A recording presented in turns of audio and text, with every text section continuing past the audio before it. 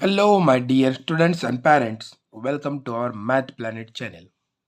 मंथन प्रज्ञाशोध सामान्य ज्ञान परीक्षा इयत्ता दुसरी विषय गणित यामध्ये जो पहिला घटक आहे संख्या ज्ञान त्यामध्ये 2 अंकी संख्यापर्यंतचा लहान मोठेपणा हा एक उपघटक आहे आणि त्यावर आधारित व्यवसाय नंबर 4 म्हणजेच एक्झरसाइज नंबर 4 आज आपण सॉल्व करणार आहोत.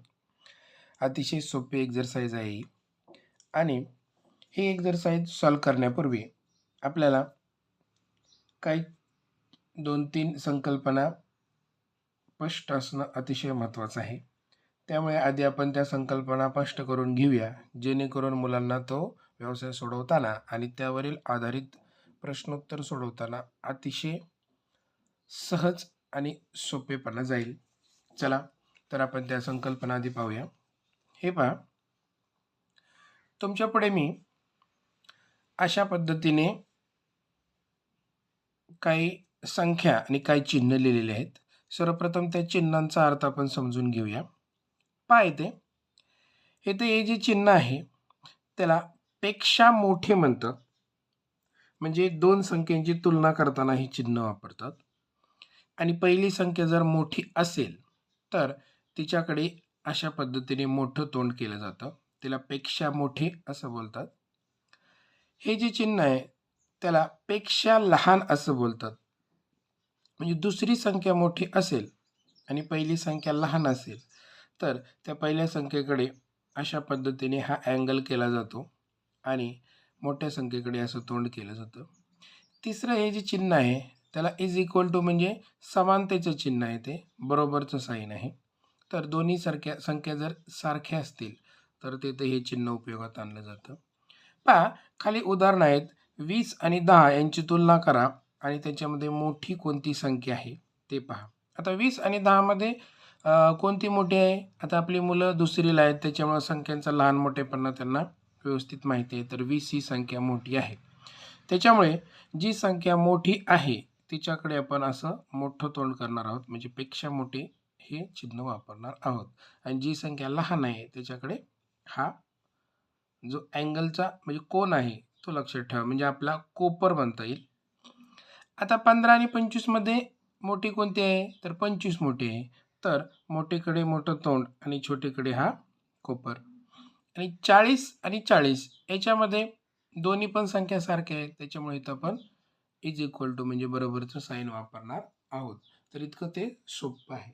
खाली पहा इथे शतक, दशक आणि एकक अशा पद्धतीने संख्या लिहिलेल्या आहेत. आता आपलं जे प्रकरण आहे ते 2 अंकीपर्यंतच आहे, तरी पण आपण इथे शतक लिहिलेलं आहे. हे पहा आता एकक आपण कोणती पण एक संख्या घेऊया, उदाहरणार्थ 1. हीच संख्या जर आपण येथे लिहिली आणि येथे लिहिली तर पहा फरक काय होतो त्यांच्या स्थानिक किमतीमध्ये.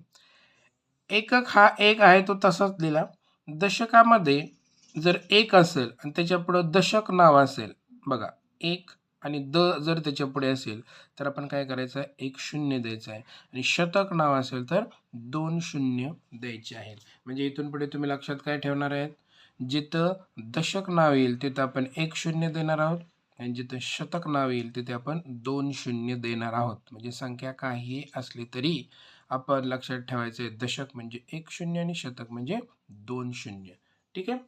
तर ही संकल्पना तुम्ही व्यवस्थित पहा, स्किप करू नका. आता व्यवसाय बघा किती छानपैकी तुम्हाला समजणार आहे. पहा इथे पहिला प्रश्न आहे 1 ते 15 साठी सूचना असं लिहिलेलं आहे आणि रिकाम्या चौकटीतील योग्य चिन्ह पर्यायातून शोधा. म्हणजे तुम्हाला या चिन्हांचा अर्थ मी तर आधीच सांगितलेला आहे. आता पहिला जो आहे 14 आणि 19 याच्यामध्ये मोठी संख्या कोणती आहे तर 19 आहे. म्हणजे 19 कडे मोठं तोंडाचं चिन्ह कुठे आहे पहा इथे आणि 14 कडे कोपर. तर पहिलंच आहे बघा इथे. तर 14 आणि 19 मध्ये कोणतं येणार, अशा पद्धतीचं चिन्ह येणार आहे कारण 19 ही मोठी आहे. मग अशा पद्धतीचं चिन्ह कुठे आहे, ऑप्शन नंबर 1 मध्ये आहे. सो चौथ्याचं उत्तर option number 1 is the right answer आहे. आता पुढे पहा, आता आपण जास्तीत जास्त तोंडी सोडूया. इथे बघा 87 आणि 75 आहे. इथं मोठी कोणती आहे? तर 87 आहे. तर 87 कडे अशा पद्धतीचं चिन्ह येईल आणि 75 कडे जो अँगल आहे म्हणजे कोपर आपण बोलतो, तर ते चिन्ह येणार आहे. तुम्हाला पुस्तकामध्ये बघा एक मगर दाखवली जाते आणि त्या मगरीचं असं उघडं तोंड दाखवलं जातं अशा पद्धतीने. हे उघडं तोंड म्हणजे मोठी मोठी संख्या असते इथे आणि हे ज्या तोंडाचा हा जो भाग आहे तिथं आपण छोटी संख्या लिहितो. अशा पद्धतीने पुस्तकामध्ये शिकवलेले आहे. ती संकल्पना जरी लक्षात ठेवली तरी तुम्हाला समजण्यासारखं आहे. पहा इथे 87 कडे इथं मोठं तोंड येईल. तर मोठं तोंड कुठे आहे? इथं आहे. म्हणजे त्या ज्या चिन्हाला मी आधीच सांगितलेलं आहे त्या चिन्हाला आपण पेक्षा मोठे बोलणार आहोत. हे पेक्षा मोठे चिन्ह इथे येणार आहे. तर दुसऱ्याचं उत्तर option number 1 is the right answer. चला पुढे आहे बघा 2 दशक आणि 50. तर मी तुम्हाला आधीच संकल्पना स्पष्ट केलेली आहे. जिथं दशक हा शब्द येईल, आता इथं दशक शब्द आलेला आहे आणि इथं 50 आहे. आता जिथं दशक येईल तिथं आपण काय करणार आहोत? 1 शून्य देणार आहोत. म्हणजे 2चा 2 दशक आणि दशकाऐवजी 1 शून्य म्हणजे संख्या किती तयार झाली ती 20. आणि 20 आणि 50 मध्ये मोठी कोणती आहे? तर 50 मोठी आहे. म्हणजे चिन्ह कोणतं येईल मोठ्याकडे? ऑप्शन नंबर 4चं येईल. सो तिसऱ्याचं उत्तर option number 4 is the right answer. पुढे बघा 9 वजा 9 आणि 7 वजा 7. आता 9 वजा 9 किती होतात? 0 आणि 7 वजा 7 पण काय येतात? 0. म्हणजे दोन्हीकडे 0 0 येणार. म्हणजे सेम सेम अंक येणार. म्हणजे सेम सेमसाठी कुठे आहे इकडं? Option number 3 is the right answer. दोन्ही संख्या समान असतील तर हे चिन्ह आपण वापरतो. पुढे पहा 5वा आहे बघा 20 अधिक 5 आणि 15 अधिक 5. आता 20 आणि 5 किती होतात? 25 होतात. 20 आणि 5 किती होतात? 25. तर आपण इथं लिहूया 25. आणि 15 आणि 5 किती होतात? 20. आता 20 आणि 5 25, 15 आणि 5 20. आता इथं मोठी कोणती आहे? 25 मोठे आहे. सो 25 कडे अशा पद्धतीचं चिन्ह आपण वापरणार आहोत. सो 5चं उत्तर ऑप्शन नंबर 3 मध्ये हे चिन्ह आहे. पुढे 6वा बघा 8 दशक 6 दशक 4 एकक. आता 8 दशक आहे आणि तुम्हाला आधीच सांगितलं दशक म्हणजे 1 0. सो काय आकडे मी कधी इंग्रजीतून लिहितो कधी मराठीतून लिहितो हे तुम्ही समजून घ्या. तो इश्यू नाही आहे. 8 दशक आणि 6 दशक 4 एकक. ओके. आता दशक म्हणजे काय सांगितलं तुम्हाला? 1 0. म्हणजे ही तर संख्या किती तयार झाली? 80. ओके. तर 6 दशक ह्याच्यामध्ये बेरीज असते लक्षात ठेवा. 6 दशक म्हणजे किती? दशक म्हणजे 1 0 अधिक 4 एकक. एककाला 1 पण शून्य नसतो. म्हणजे संख्या किती तयार झाली? 64 म्हणजे 64 संख्या तयार झाली. मग 80 आणि 64 मध्ये मोठी संख्या कोणती आहे? तर 80. तर अशा पद्धतीचं चिन्ह तिथे येणार आहे. मग ते कुठे आहे?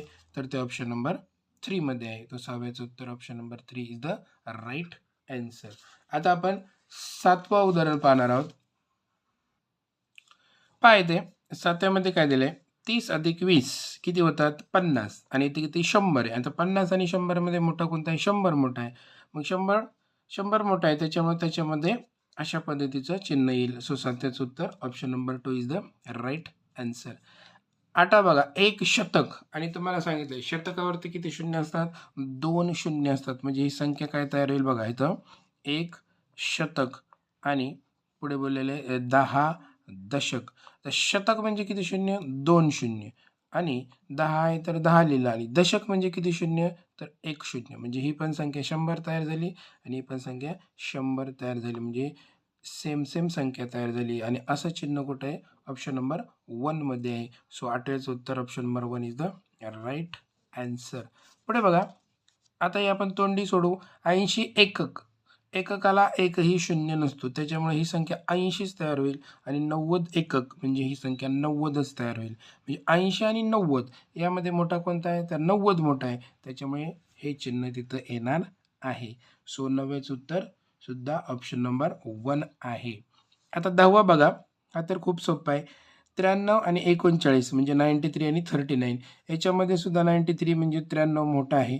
म्हणजे चिन्ह कोणतं येईल इथं? तिसरा चिन्ह येईल. सो 10वेचं उत्तर option number 3 is the right answer. 11वा पहा, 100 आणि 10. आता 100 आणि 10 मध्ये कोणता मोठा आहे? तर ते तुम्हाला माहितीच आहे आता. 100 मोठा आहे. सो इथं काय होईल? दुसरं चिन्ह येणार आहे. सो 11वेचं उत्तर option number 2 is the right answer. 12वा बघा, 90 आणि 9. 90 आणि 9 मध्ये कोणता मोठा आहे? 90 मोठा आहे. तिथे सुद्धा हेच चिन्ह येईल. सो 12वेचं उत्तर सुद्धा ऑप्शन नंबर 2 आहे. 13वा बघा, 20 वजा 20. 20 वजा 20 किती होतात? 0. म्हणजे इकडं काय येणार आहे? 0 येणार आहे. आणि 10 वजा 6 किती येतात? 4. आता 0 आणि 4 मध्ये मोठा कोणता आहे? तर 4 मोठा आहे. त्याच्यामुळे इथं कोणतं चिन्ह येईल? हे चिन्ह येणार आहे. सो 13वेचं उत्तर option number 1 is the right answer. 14वा बघा, 4 एकक 4 दशक. आता एककावर 0 नसतो, त्यामुळे 4 एकक म्हणजे 4च. आणि 4 दशक, दशकाला किती शून्य देतो आपण? 1.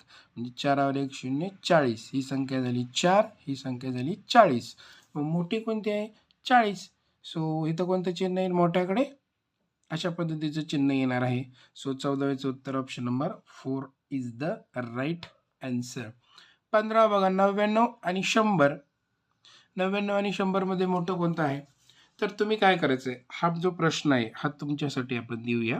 15वा, याच्यामध्ये कोणता ऑप्शन आहे ते तुम्ही कमेंट बॉक्समध्ये टाकायचा आहे, जेणेकरून तुम्ही खरोखर व्हिडिओ पाहता की नाही ते मला पाहायचं आहे. म्हणून तुम्ही 15वा जो आहे तो तुम्ही ऑप्शन नंबर 1 आहे, 2 आहे, 3 आहे का 4 आहे ते तुम्ही कमेंट बॉक्समध्ये लिहायचं आहे आणि स्वतःचं नावसुद्धा लिहायचं आहे. ठीक आहे. जो 16वा आहे तो आपण सोडूया. खालील प्रश्नातील योग्य पर्याय शोधा. आता इथं दिलेलं आहे 7 आणि 5. याच्यामध्ये मोठा कोणता आहे? 7. म्हणजे 7कडे त्यांनी चिन्ह व्यवस्थित दिलेले आहे. म्हणजे हा पण योग्य पर्याय आहे. म्हणजे अ हा पर्याय योग्य आहे. पुढे बघा, 2 अधिक 4 किती होतात? 6. आणि इकडे किती दिले? 6. म्हणजे इकडे पण 6, इकडे पण 6. म्हणजे मध्ये बरोबरचं चिन्ह असायला पाहिजे होतं, परंतु त्यांनी ते चुकीचं दिलेलं आहे. त्याच्यामुळे हा पर्याय अयोग्य आहे. आता क बघा, इथे आहे 25 आणि इथे आहे 35 वजा 20. तर 35 वजा 20 किती होतात? तर ते होतात 15. म्हणजे इथं आहे 25 आणि इथं आहे 15. आता 25 आणि 15 मध्ये मोठा कोणता आहे? 25च मोठा आहे आणि त्यांनी पण व्यवस्थित ते दिलेलं आहे. म्हणजे क पण पर्याय योग्य आहे. म्हणजे 2 योग्य पर्याय सापडले आपल्याला, अ आणि क. म्हणजे फक्त अ आणि फक्त क योग्य आहे.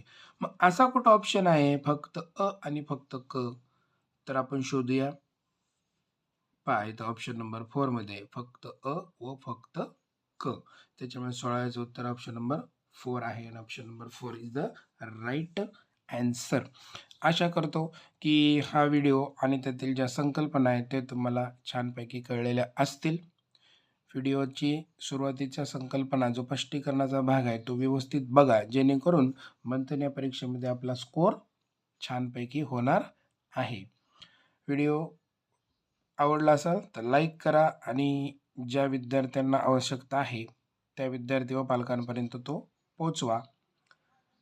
चॅनलवर नवीन असाल तर चॅनलला सबस्क्राईब करा आणि बेल आयकॉनला प्रेस करा, जेणेकरून येणारे सर्व व्हिडिओ तुमच्या मोबाईलमध्ये नोटिफिकेशनच्या रूपामध्ये येतील.